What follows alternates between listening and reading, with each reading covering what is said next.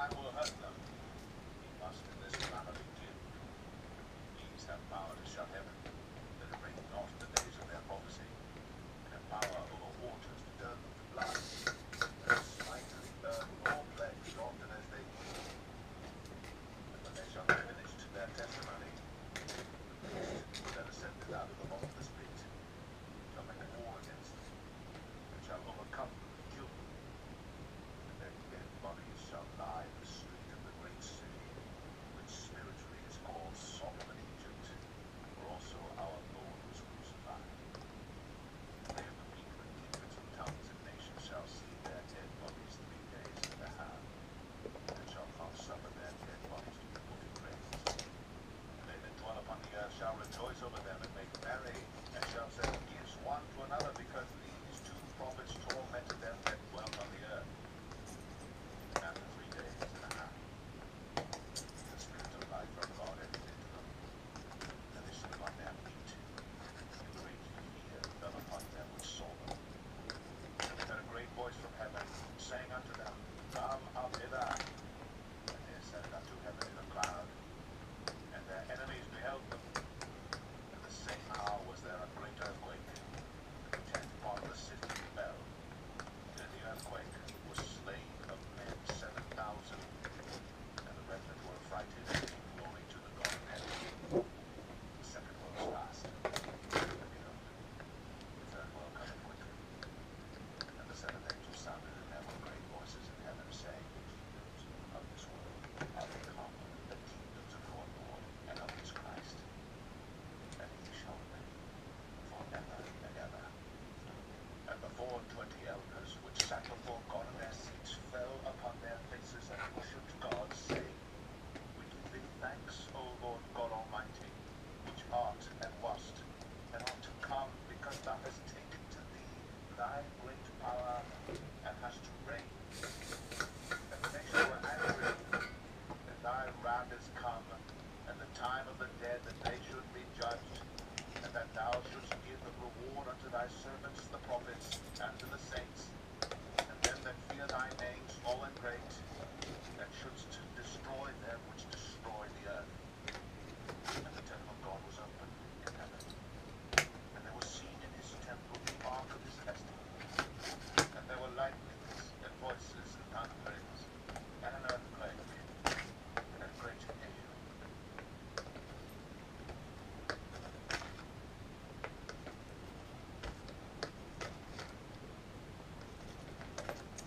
Revelation 12. And there appeared a great wonder in heaven, the woman clothed with the sun, and the moon under her feet, and upon her head a crown of 12 stars. And she with child cried, travailing in birth, and weeping to be delivered. And there appeared another wonder in heaven, and behold, a great red dragon, having 7 heads and 10 horns, 7 crowns upon his heads. And his tail drew the 3rd part of the stars of heaven, and did cast them to the earth. And the dragon stood before the woman which was ready to be delivered, for to devour her.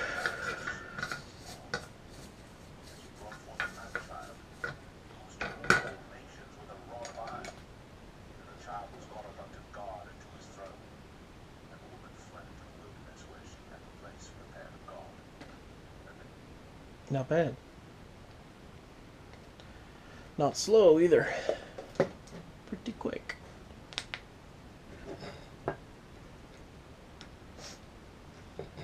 What I'm likely to do is follow up with these and run nippers over end cutters over these little guys, just because they're in the way. But that's pretty much it. So these guys are going to get built into a new board. A couple new boards, actually. So, I hope you like linears. Some old style cherry blacks. And there's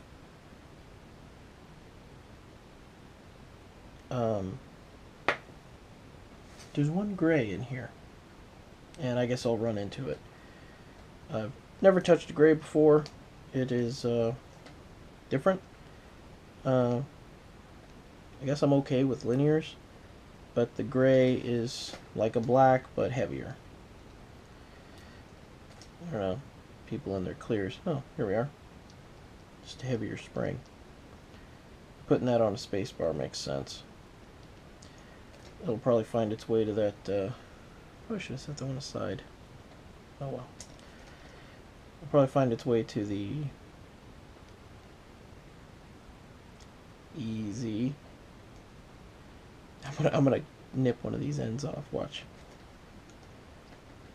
Don't just watch. Yell at me. Be like, no, don't do it.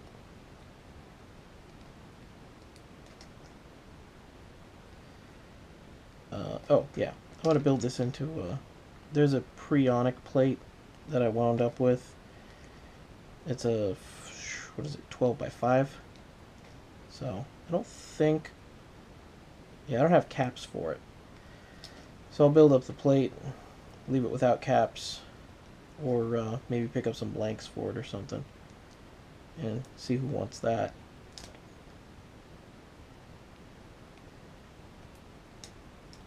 Probably build it up with one of those teensies over there.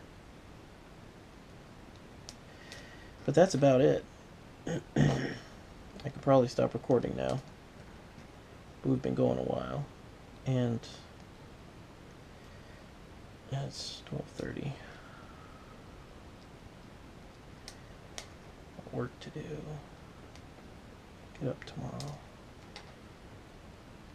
Go to my gerb.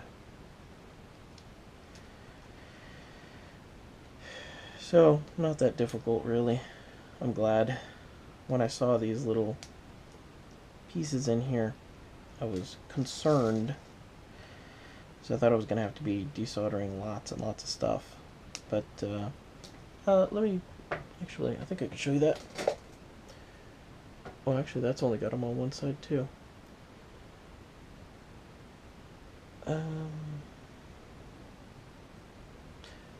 So if you look here, there's solder mask all over all this. There's no copper exposed. But on this side, you can't really see it because I destroyed them by desoldering, but there's little copper circles here.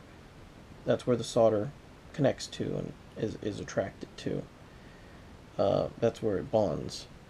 So the fact that there's copper on one side and not copper inside the hole, on the sides of the hole, makes this desoldering job much, much, much easier. Most other boards will have that because it's easier to attach. It makes a better connection, it's stronger, it's just better. For these obviously inexpensive boards, I'm not sure what they were used for. They have technically they have a layout for an ice or for a world trade enter.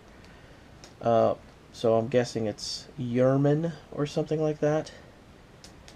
But it did actually, because of that, it did have a additional keys. So it's a 105,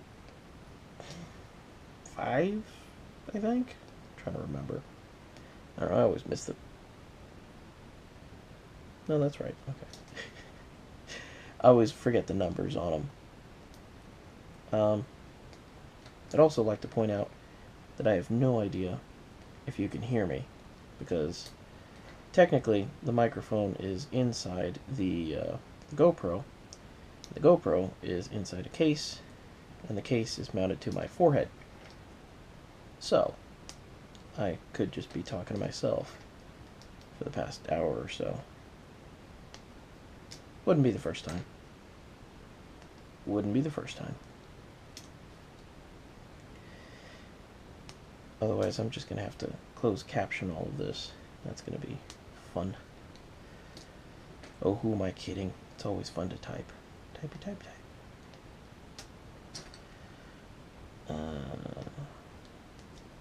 Trying to make these guys a little bit more robust.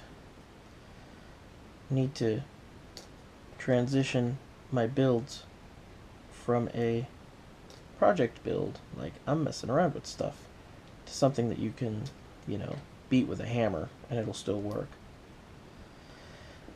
So, I'm in the process of working on that. would like to make some board 40s, the cardboard plates. They're basically going to be 40% plank styles, but they'll be extra lightweight because it's cool. And all the planks, in my opinion, are heavy. Well, here's one. I did not cut this one, but it was damaged in the process. So I like to stick keys on these so I know that they're no good.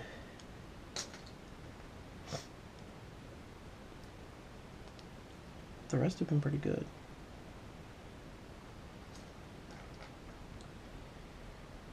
Where was I?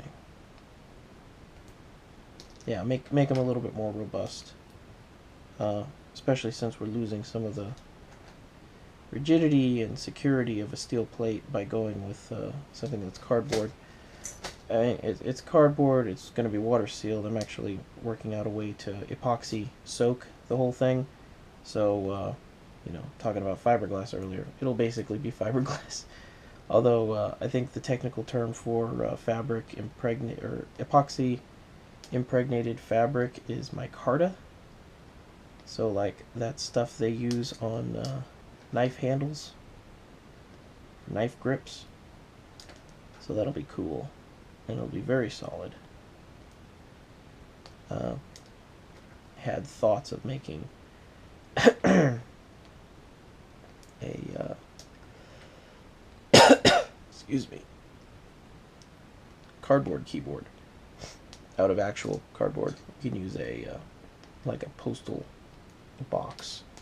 Just take a piece of cardboard and take a hobby knife and cut out your squares for your switches, and then they won't mount, but once the switches are in, you paint and cover the whole thing in epoxy, and when you're done, the epoxy goes into the fibers of the cardboard and hardens, making the cardboard basically as hard as, well, nearly as hard as steel, I guess. Depends on the epoxy, but hard enough for a plate, certainly. This bag thing's going to fill up. Man, I really am happy about this purchase. Props to the Key Company for offering these at such a reduced rate. It's a very nice deal. I even went back and checked if they still had any. That was definitely a limited time thing. They are all gone.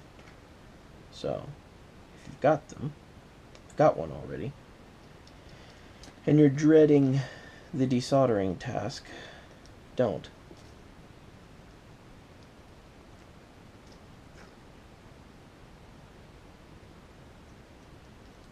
Well, it's probably the first one I pulled out.